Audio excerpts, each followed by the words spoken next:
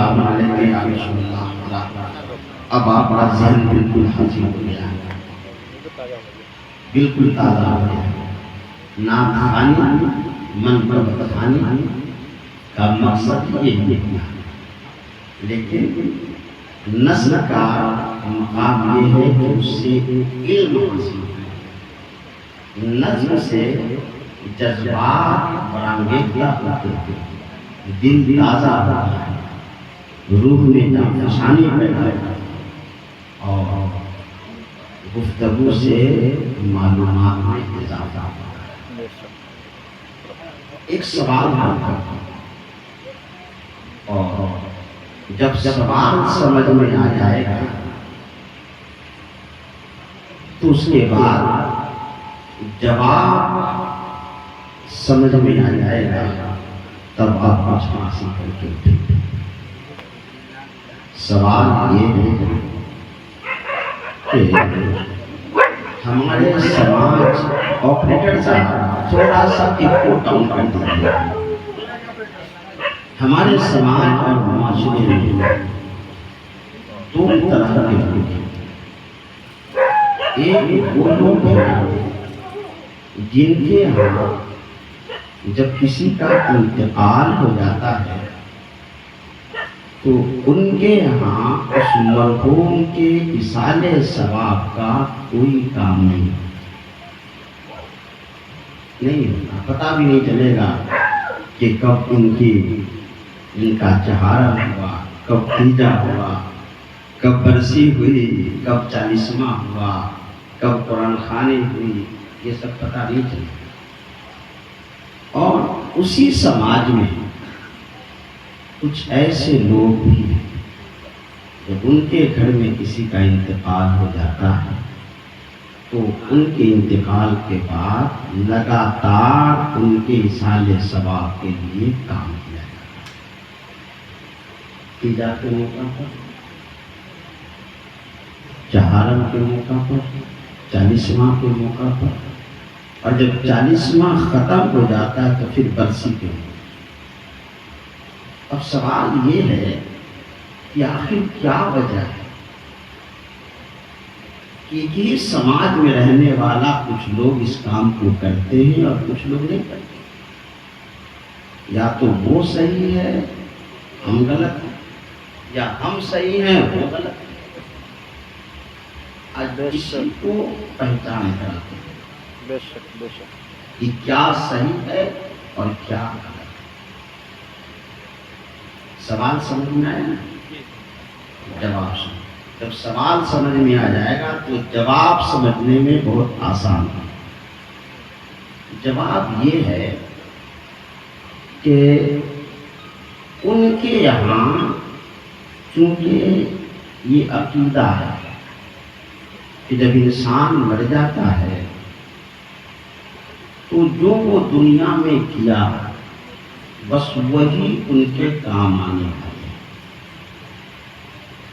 جو دنیا میں انہوں نے کیا بس وہی کام آنے والے ہیں، ہم ان کو کچھ دے نہیں سکتے، ہم ان کو کچھ فائدہ پہنچا نہیں سکتے، اسی لیے وہ کوئی کام کرتے نہیں ہیں، اس لیے کہ کام کیوں کروں، کوئی فائدہ تو ہے نہیں۔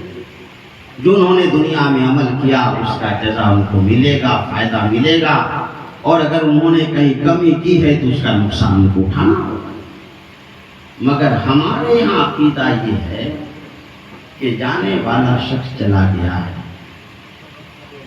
ان کو تو ان کے عمل کا فائدہ ملے گا ہی ملے گا۔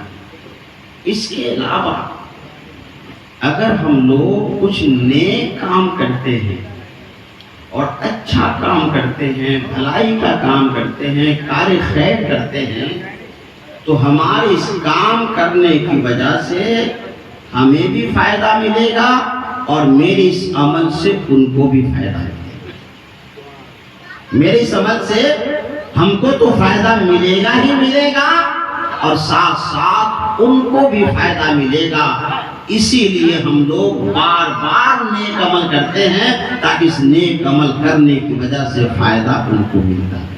بے شک اب سوال یہ ہے کہ آپ نے جو یہ کہا کہ آپ کے عمل سے، آپ کے کار خیر کرنے کی وجہ سے ان کو فائدہ ملے گا، اس کی کوئی دلیل ہے؟ اس کی کوئی دلیل ہے؟ قرآن مجید کھولیے، 27واں پارہ، سورہ طور۔ اللہ رب العزت ارشاد فرماتا ہے والذین آمنوا واتبعتهم ذریتهم بإیمان الحقنا بهم ذریتهم وما ألتناهم من عملهم من شیء۔ اس کا مطلب یہ ہوا کہ اللہ رب العزت ارشاد فرما رہا ہے سنو اے ایمان والو، جو لوگ ایمان لائے، والذین آمنوا، جو لوگ ایمان لائے، واتبعتهم ذریتهم، اور اپنے آباء و اجداد کی اتباع کی۔ جو لوگ ایمان لائے اپنے آباء و اجداد کی اتباع میں، ان لوگوں کو انہی کے آباء و اجداد کے ساتھ میدان محشر میں شریک کر دیا جائے۔ غور کیجیے، اللہ ارشاد فرما رہا والذین آمنوا واتبعتهم ذریتهم بإیمان، جو لوگ ایمان لائے، کس بنیاد پر ایمان لائے؟ اس بنیاد پر کہ ہمارے باپ ایمان لائے تھے، ہمارے دادا ایمان لائے تھے، ہمارے پردادا ایمان لائے تھے، ہمارے چھردادا ایمان لائے تھے، ہمارے آباء و اجداد ایمان لائے تھے، ہم اسلام کے گھرانے میں پیدا ہوئے، تو چونکہ ہمارے آباء و اجداد مسلم تھے، ایمان والے تھے، ہم ان کی اتباع میں ایمان لائے۔ تو ایمان لانے کی وجہ سے اللہ فرما رہا ہے ان لوگوں کو بھی میدان محشر میں انہی کے ساتھ شامل کر دیا جائے۔ اب سوال یہ ہے کہ سپوز کر لیجئے کہ ہمارے باپ یا ہمارے دادا یا ہمارے پردادا بہت بڑے اللہ کے بندے ہیں، بہت بڑے بندے ہیں، بہت بڑے نیک انسان ہیں، اللہ والے ہیں۔ اب سوال یہ ہے کہ چونکہ انہوں نے تو بہت نیک عمل کیا ہے، بہت اچھا عمل کیا ہے، صالحیت پہ اکٹھا کیا ہے، رات و دن خدا کی عبادت کرتے رہے، تہجد پر تہجد پڑھتے رہے، نماز پر نماز پڑھتے رہے، نوافل پہ نوافل پڑھتے رہے، رات و دن خدا کی عبادت میں ایک کر دیا۔ تو جو اس قدر اللہ کی عبادت کرے گا، میدان محشر میں ان اولیاء اللہ کا مقام تو بہت بلند ہوگا، بہت بلند ہوگا۔ اب قرآن فرما رہا کہ جو لوگ اپنے آباء و اجداد کی اتباع کرتے ہوئے ایمان لائے، الحقنا بہم ذریتہم، میدان محشر میں ہم ان کی اولادوں کو انہی کے حوالے کرتے ہیں۔ باری تعالیٰ ایک سوال ہے، ہم نے تو کوئی عبادت نہیں کی، ہم نے تو کوئی نیکی اکٹھا نہیں کی، ہم نے تو کوئی نیک عمل نہیں کیا، ہم نے تو کوئی کار خیر نہیں کیا، ہم تو دن بھر ایسے ہی گھومتے پھرتے رہے، میرا نفس بھی پاک اور صاف نہ ہو سکا، ہماری کوئی عبادت اور ریاست نہیں ہے، ہمارے پاس کوئی صالحیت نہیں ہے، ہمارے پاس کوئی نیک عمل نہیں ہے۔ تو جب ہمارے پاس کوئی نیکی نہیں ہے تو پھر ان کا مقام جو ہمارے آباء و اجداد سے بہت بلند و بالا ہے، ہمیں وہاں تک کیسے پہنچایا جائے، وہاں تک کیسے لے جایا جائے؟ تو قرآن کہہ رہا وما ألتناهم من عملهم من شيء، اس طور پر کہ نیکی جو انہوں نے کی ہے اس نیکی کا فائدہ تم کو دے دیا جائے گا۔ نیکی انہوں نے کی ہے، اس نیک عمل کا فائدہ تمہیں دیا جائے گا، اور جب ان کے نیک عمل کا فائدہ تمہیں دیا جائے گا تو تمہاری نیکی بھی بہت بڑھ جائے گی، اور جب نیکی بہت بڑھ جائے گی تو تمہیں بھی اٹھا کر ان کے مذاق پر رکھ دیا جائے گا۔ پتا کیا چلا کہ ایک اللہ کے نیک بندے نے عمل کیا تھا، اس کا فائدہ ان کی اولاد کو ملا۔ میں نے یہی کہا کہ ہمارے ہاں ایصال ثواب کا کام اسی لیے ہوتا ہے کہ چونکہ ہمارا عقیدہ ہے اور ماننا ہے کہ جب ہم کوئی نیک عمل کریں گے تو اس کا صلہ ان کو ملے گا، اور اگر انہوں نے کیا ہے، اگر انہوں نے کیا ہے، میرے باپ دادا نے کیا ہے، ہمارے پردادا نے کیا ہے، ہمارے خاندان نیک بندے تھے انہوں نے عمل کیا تو ان کا بھی فائدہ ہمیں ملے گا، ان کے بھی عمل کا فائدہ۔ تو یہی میں عرض کر رہا تھا کہ چونکہ ہمارے ہاں یہ محفل، یہ نیک کام، قرآن کی تلاوت، قرآن خوانی، فاتحہ اسی کی کیا جاتا ہے کہ ہمارے نیک عمل کا فائدہ ان کو ملے، ان کو ملے، جیسا کہ قرآن فرما رہا ہے۔ اب سوال ایک یہ ہے کہ باری تعالیٰ اگر ان کے نیکی میں سے کچھ حصہ نکال کر کے ہمیں دے دیا جائے تو کیا ان کی نیکی کچھ کمے گی؟ کچھ کمے گی؟ کمتی کہاں ہے؟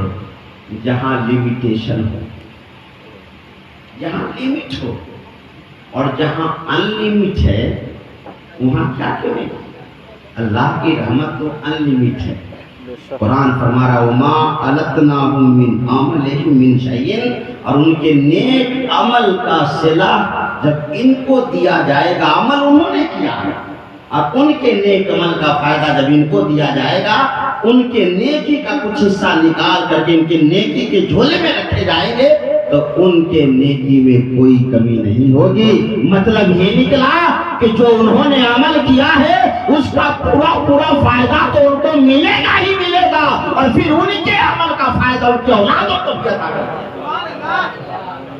یہی میں نے عرض کیا کہ چونکہ ہمارے ہاں ایصال ثواب اسی لیے بار بار کرتے ہیں کہ ایصال ثواب کہتے ہی اسے ہیں کہ ایک بندے کے عمل کا فائدہ دوسرے بندے کو ملتا ہے۔ ان کے یہاں چونکہ فائدہ ملتا ہی نہیں ہے اسی لیے کچھ کرتے ہیں۔ تو یہ وہ قرآن کی آیت ہے جس سے یہ ثابت ہوا کہ ان کے ہمارے آبا و اجداد کے نیک عمل کا فائدہ اولاد کو مل رہا۔ اب اگر اولاد نیک عمل کرے تو ان کا فائدہ بھی ان کے آبا و اجداد کو ملتا ہے۔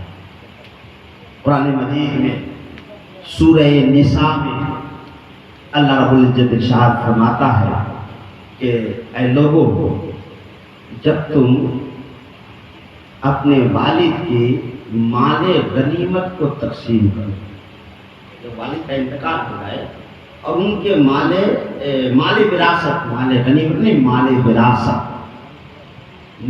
وراثت کو تقسیم کرو، تو مال وراثت کے تقسیم کرتے وقت ان مالوں میں سے یتیموں کو بھی دو، مسکینوں کو بھی دو، وَقُولُوا لَهُمْ قَوْلًا مَّعْرُوفًا، اور پھر ان مسکینوں کو دے کر کے، یتیموں کو دے کر کے ان سے کہو کہ ان کے حق میں دعا کریں۔ اب سوال یہ ہے کہ وراثت کے مال کا حقدار کون ہے؟ اولاد ہے، اولاد ہے نا، تو اولاد کو تقسیم کرنا ہے۔ اللہ فرما رہا ہے جب وراثت کے مال کو تقسیم کرو اور اس وقت تقسیم کرتے وقت تم یتیموں کو بھی کچھ حصہ دے دو، غریبوں کو بھی دے دو، مسکینوں کو بھی دے دو، اور دینے کے بعد ان سے کہو کہ تم میرے والد کے حق میں دعا کرو۔ سوال یہ ہے کہ مال وراثت تو بیٹی کا حصہ ہے، بیٹا کا حصہ ہے، یتیم فقیر کا حصہ کہاں سے؟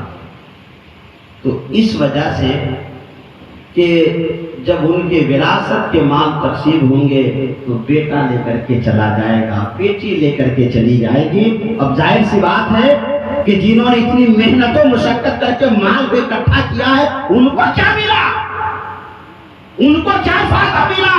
تو جب یہ مال وراثت تقسیم کرتے وقت ان کی اولاد جب یتیموں فقیروں کو دیں گے تو اس عمل کرنے کی وجہ سے فائدہ ان کو ملے گا اور یتیم کے لینے کی وجہ سے ثواب ان کو دیا جائے گا۔ تو قرآن کی جو پہلی آیت ہم نے پیش کی اسے ثابت ہوا کہ آبا و اجداد کی نیکیوں کا صلہ اور فائدہ اولاد کو ملا، اور اولاد کے اس نیک عمل سے فائدہ ان کے آبا و اجداد کو ملا۔ تو عرض یہ کرنا بتانا یہ ہے چونکہ ایصال ثواب ہمارے یہاں اسی لیے کیا جاتا ہے کہ ہمارا عقیدہ ہے کہ جب کوئی بندہ اپنے آبا و اجداد کے لیے نیک عمل کرتا ہے تو آپ اس عمل سے ان کو فائدہ ملتا ہے، ان کو ایصال ثواب ہوتا ہے اسی لیے ہمارے معاشرے اور سماج میں یہ عمل بہت اعلی پیمانے پر ہوتے ہیں اور ہمیشہ برسی ہو، سالانہ ہو یا اور کسی موقع سے ایصال ثواب کے بہت سارے کام کرتے رہتے ہیں۔ تیسری دلیل سن، قرآن پاک کی 16ویں پارہ میں چلتے سورہ کہف۔ سورہ کہف میں حضرت موسیٰ علیہ السلام اور حضرت خضر علیہ السلام کی تفصیلی گفتگو، اس کا سارنس اور خلاصہ ماحصل یہ ہے کہ ایک مرتبہ حضرت موسیٰ کلیم اللہ جو اللہ کے پیغمبر تھے، وہ حضرت خضر علیہ السلام کے یہاں تھے اور جا کر کے کہا کہ حضور میں آپ سے کچھ علم حاصل کرنا چاہتا ہوں۔ وہ علم باطن تھا۔ حضرت خضر نے کہا کہ نہیں، آپ علم ظاہر کے مالک ہیں، آپ علم باطن کو حاصل کر کے برداشت نہیں کر پائیں گے۔ کہا نہیں، ایسی بات نہیں، میں برداشت کروں گا۔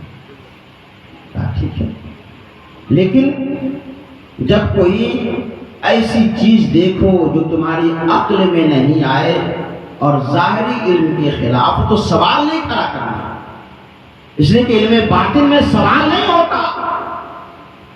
یہی وجہ ہے کہ علماء اور فقہاء نے بتایا جب پیر کوئی کام کرے تو ان کے کام پر مرید کو سوال نہیں کرنا، سوال نہیں کرنا۔ ٹھیک ہے، نہیں چلے۔ جب کچھ دور گئے، ایک کشتی پر سوار کر کے گئے تو حضرت خضر نے کشتی کو توڑ دیا، باوجود اس کے کہ کشتی چلانے والے نے آپ سے کوئی پیسہ بھی نہیں مانگا، کرایہ بھی نہیں دیا، اور کرایہ بھی نہ لیا اور کشتی کو توڑ دیا۔ موسیٰ کلیم اللہ بول پڑے کہ حضور یہ آپ نے اچھا کام نہیں کیا، وہ بیچارے کشتی والے نے تو بھلائی بھی کی آپ کے ساتھ کہ پیسہ بھی نہیں لیا، دریا پار کرا دیا اور آپ نے اس کی کشتی کو توڑ دیا۔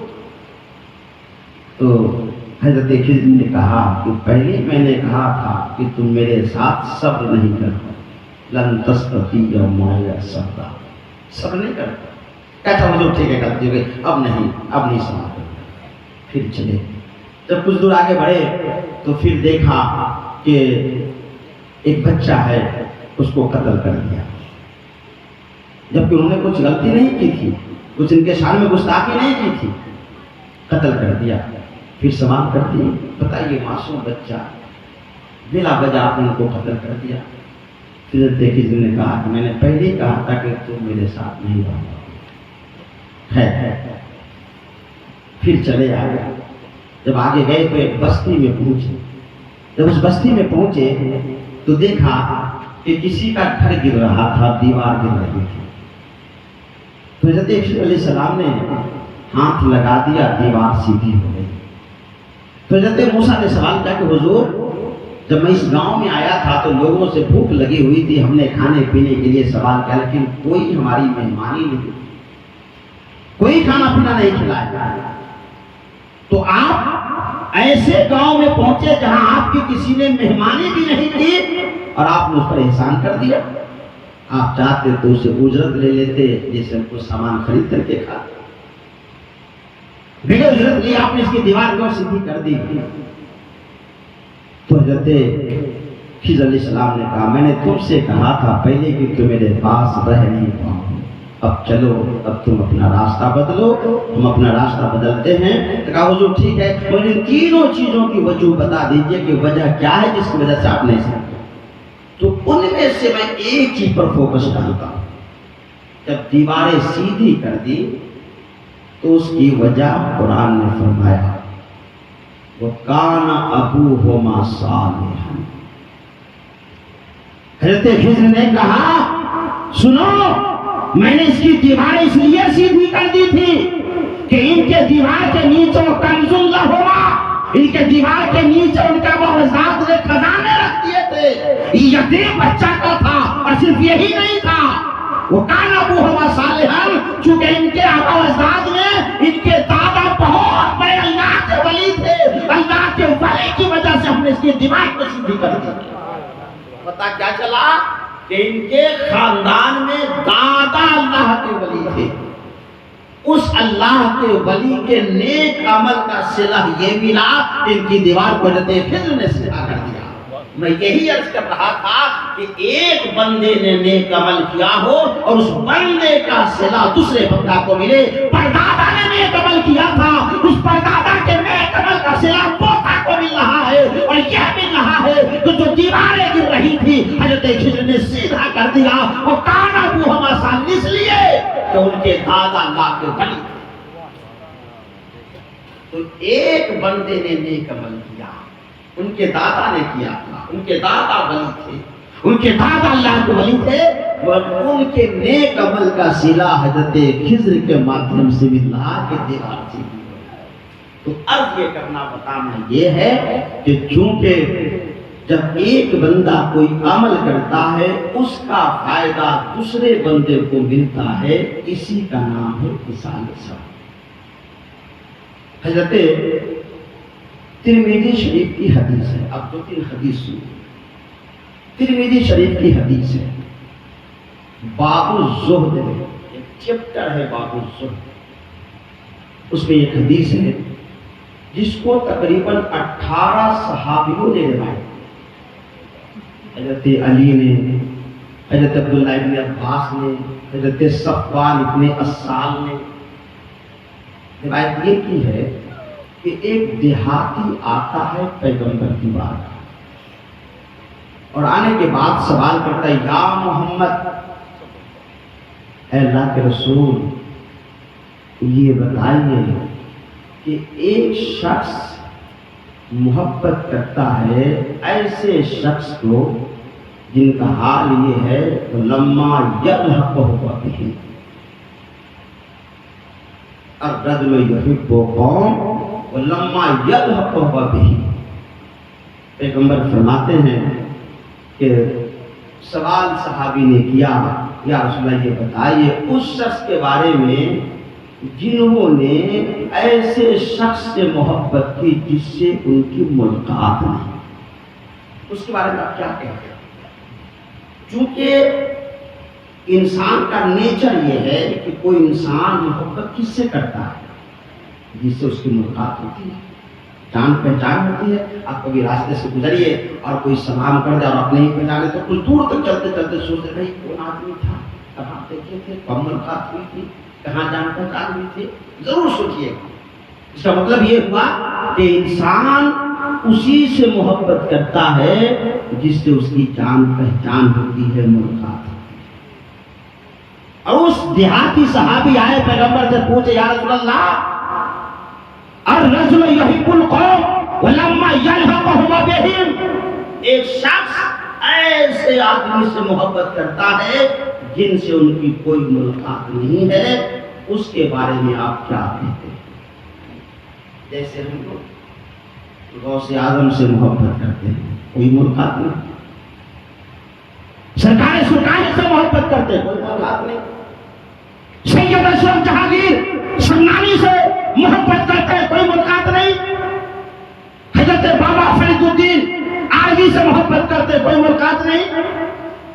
اعلیٰ حضرت امام محمد رضا سے محبت کرتے ہیں, کوئی ملاقات نہیں. تو پوچھا, کوئی ملاقات نہیں. اب یہ ملاقات نہیں ہے, 2 وجہ سے ہوگی. یا تو یہ ہوگا کہ چونکہ ان کا زمانہ اور تھا اور ہمارا زمانہ اور ہے, تو زمانے میں فرق کی وجہ سے ملاقات نہیں ہوئی. ہم ابھی 15ویں صدی میں چل رہے ہیں, غریب نواز 4تھی 3ری صدی 5ویں صدی کے تھے. ان کا زمانہ, ان کا وصال 1236 میں ہے, 13ویں صدی کا زمانہ ہے. ابھی ہماری 21ویں صدی چل رہی ہے. اتنا لمبا رہا ہے. تو یا تو زمانہ کا فرق ہوگا یا پھر یہ فرق ہوگا کہ چونکہ وہ علم میں بہت اعلیٰ پیمانے پر ہے, تقویٰ میں بہت اعلیٰ پیمانے پر ہے, ولایت میں بہت اعلیٰ پیمانے پر ہیں, اور نہ ہمارے پاس علم ہے, نہ تقویٰ ہے, نہ بزرگیت ہے, نہ ہمارے پاس کوئی صالحیت ہے. اس حیثیت سے بھی ہم ان سے ملاقات نہیں کر پا رہے ہیں, ان کے مقابلے میں نہیں, پھر بھی ہم ان سے محبت کرتے ہیں. ایسے شخص کے بارے میں آپ کیا کہتے ہیں؟ اللہ کے رسول فرماتے ہیں, الرجل مع من احببت فی القیامہ. سنو, ہر وہ شخص جس سے جو محبت کرتا ہے قیامت کے دن وہ اسی کے ساتھ اٹھایا جائے گا. جس سے جو محبت کرتا ہے پیغمبر فرماتے ہیں اسی کے ساتھ اٹھایا جائے گا.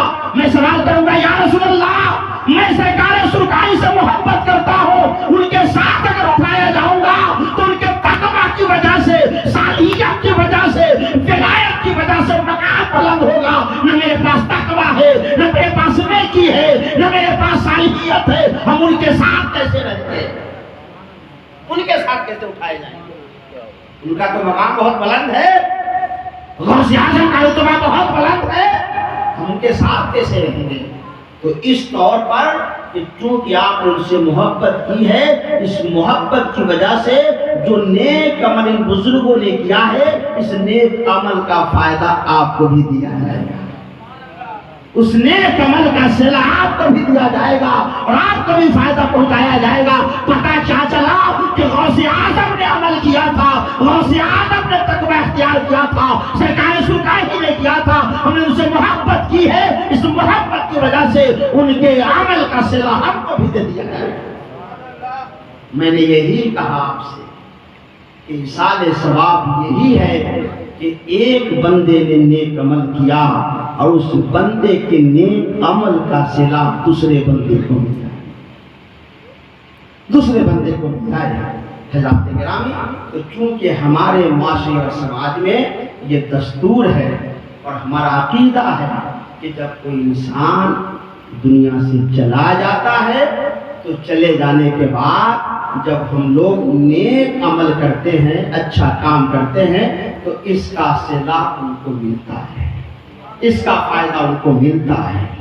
بخاری شریف کے کام حدیث سنو, حضرت عبداللہ بن عباس سے روایت ہے, نبی کریم صلی اللہ علیہ وسلم ارشاد فرماتے ہیں صحابہ کرام حضور کے ساتھ ایک مرتبہ کسی علاقے سے گزر رہے تھے تو ایک قبرستان پر پہنچے پیغمبر, تو دیکھا کہ دو قبر پہ عذاب. پیغمبر ٹھہر گئے اور صحابی سے فرمایا اے پیارے صحابی سنو, وہ جاؤ اور کھجور کی ایک ٹہنی کاٹ کر کے لے آؤ. کھجور کی ایک ٹہنی کاٹ کے لے آؤ. لانے کے بعد پیغمبر نے اس کو چیر دیا اور چیرنے کے بعد ایک شاخ اس قبر پہ ڈال دی اور ایک شاخ اس قبر پہ ڈال دی, دونوں پہ ڈال دیا. صحابی نے پوچھا یا رسول اللہ آپ نے ایسا کیوں کیا, آپ نے ایسا کیوں کیا؟ تو اللہ کے رسول نے فرمایا تعلموا ان يخفف ما لم يبس, میں نے اس لیے کیا ہے کہ یہ شاخ جب تک ہری رہے گی, جب تک ہری رہے گی عذاب میں تخفیف ہوتا ہے. ثابت رسول اللہ وہ کیسے؟ تو پیغمبر نے فرمایا اس طور پر کہ جو بھی ہری چیز ہوتی ہے وہ سب اللہ کی حمد و تسبیح پڑھتی ہے. جو بھی ہری چیز ہو وہ سب اللہ کی حمد و تسبیح پڑھتی رہتی ہے. یہ شاخ اللہ کی حمد و تسبیح پڑھے گی تو پڑھے گی, یہ فائدہ ملے گا قبر والوں کو.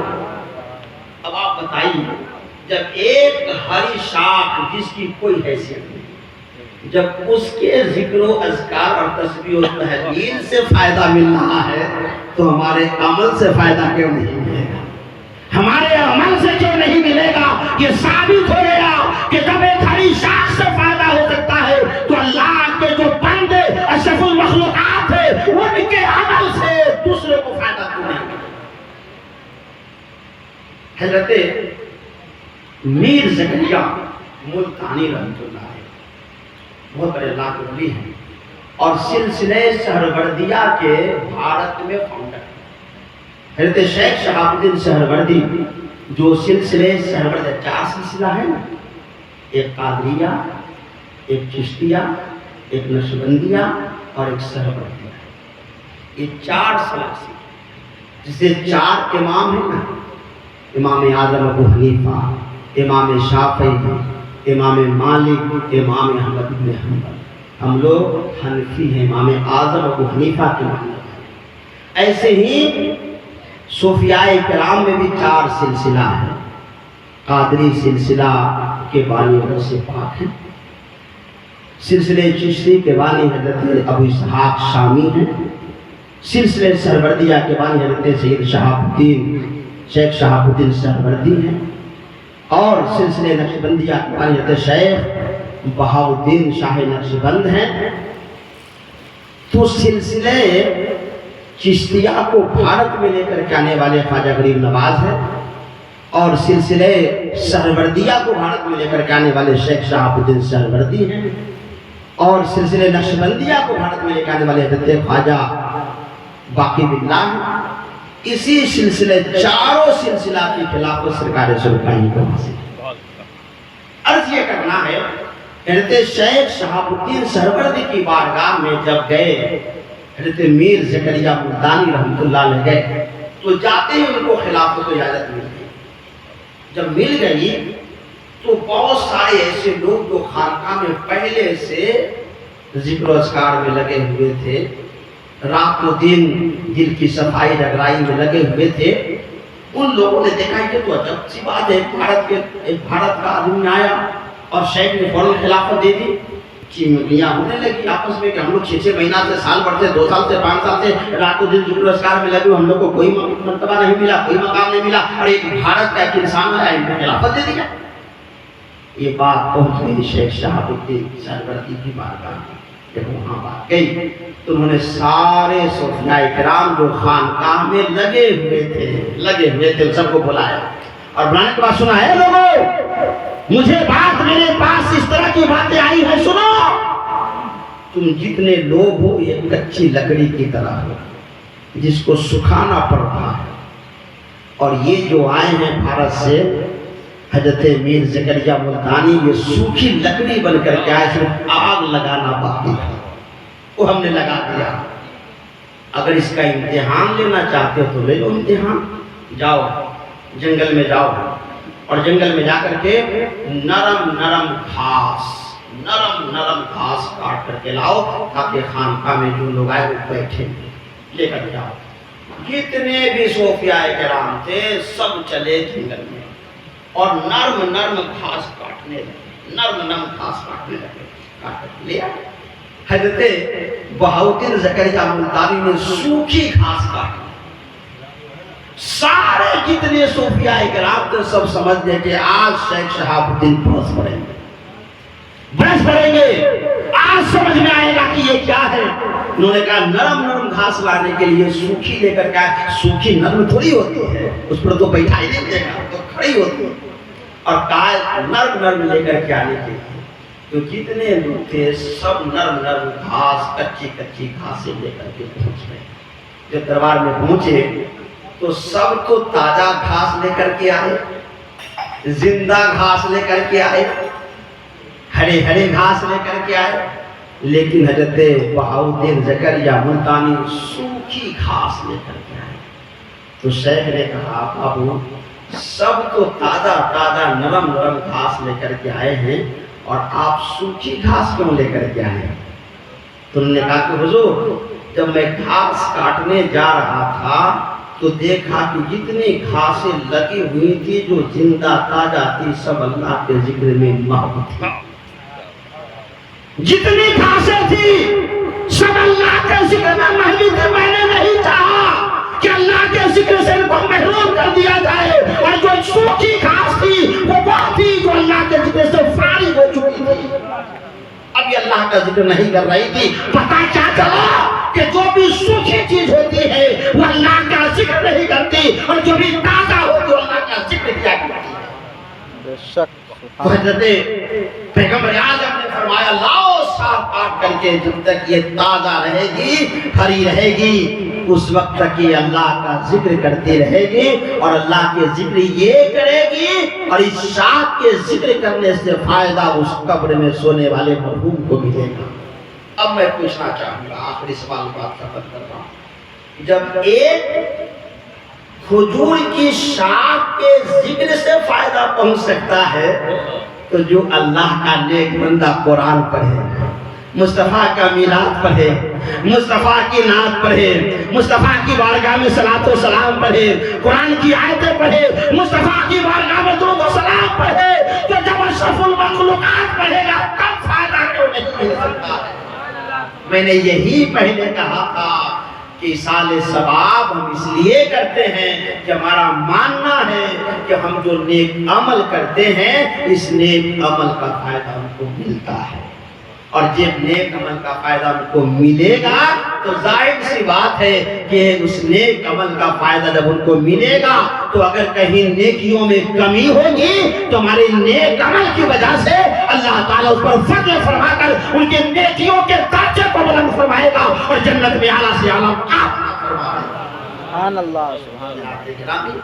बात तो बहुत है अभी, लेकिन मैं नहीं चाहता इतने लंबी गुफ्तगू हो जाए कि कल होकर के कोई चाहे भी हमें बुलाना तो कहने लगे मत बुलाइए, 2 घंटा से कम नहीं बोलते। इसलिए बहुत सारे इस पर और भी दलाइल हैं, लेकिन इतनी दलीलें अगर आप समझ गए, मैंने 2-3 दलील कुरान से पेश किया और 2-3 दलील हमने पैगंबर की हदीस से पेश किया, और उसके बाद इस बात को साबित किया कि हमारे यहाँ इसाले सवाब का जो काम होता है वो इसलिए होता है कि हमारा अकीदा यह है कि हमारे इस नेक अमल का फायदा हमको मिलता है, और चूंकि उनके यहाँ यह अकीदा है कि वो जो ले करके गए जो नेक अमल दुनिया में किए बस यही तक महदूद है, इसलिए वो कोई काम नहीं करते, और हमारा अकीदा यह है कि जाने वाला चला गया है, अब अल्लाह ताला हमारे भी नेक अमल से उनको फ़ायदा पहुँचाए, और हमारे नेक अमल की वजह से अल्लाह ताला के तमाम छोटे बड़े गुनाहों को माफ़ फरमा कर जन्नत में आला से आला मुकाम अता फरमाए। ये चंद बातें थी जो हमने आपकी कामों तक पहुँचाई। अल्लाह ताला इस महफिल को शरफ़ कबूलियत अता फरमाए, और भाई कमाल साहब ने जिस मकसद व मुराद से इस महफिल का एहतमाम किया है, अल्लाह ताला उनके मकसद को अपने महबूब और औलिया अल्लाह के इस्बत व सदक़े इस महफिल को शरफ़ कबूलियत अता फरमाए। व मा अलैना इल्लल बलाग। अस्सलामु अलैकुम। सब खड़े होकर